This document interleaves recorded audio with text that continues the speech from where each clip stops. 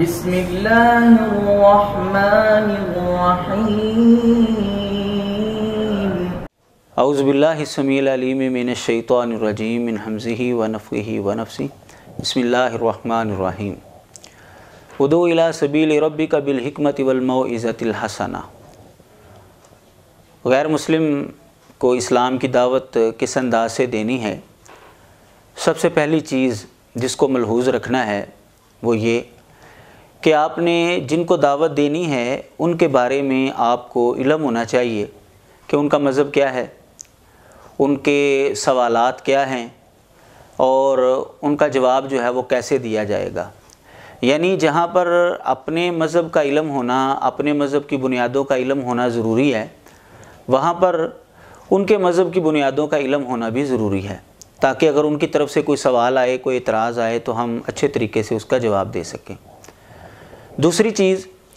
ادعو الی سبیل ربک بالحکمۃ والموعظۃ الحسنہ، حکمت اور اچھی نصیحت کے ذریعے جو ہے اسلام کی دعوت دینی ہے، اللہ کے راستے کی طرف بلانا ہے لوگوں کو۔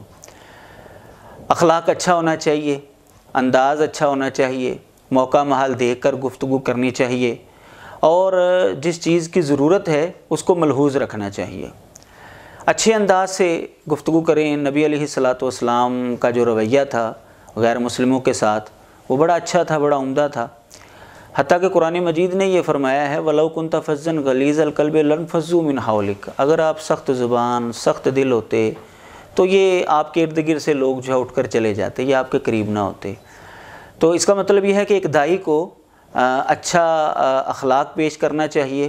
اچھا رویہ پیش کرنا چاہیے، اور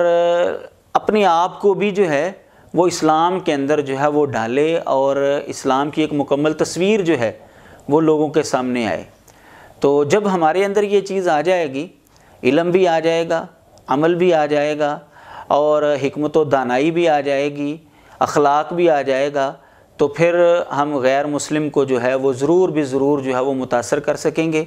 اور وہ انشاءاللہ اللہ کی توفیق سے اسلام کے بہت قریب جو ہے وہ ہو جائے گا، اور کئی سعید روحیں ایسی ہوں گی کہ جو ہماری وجہ سے جہنم کے راستے سے نکل کر جنت کے راستے پر گامزن ہو جائیں گے۔